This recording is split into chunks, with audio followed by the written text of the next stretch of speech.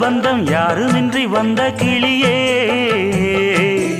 ஒரு சொந்தம் இப்போ வந்ததென்ன வாசல் வழியே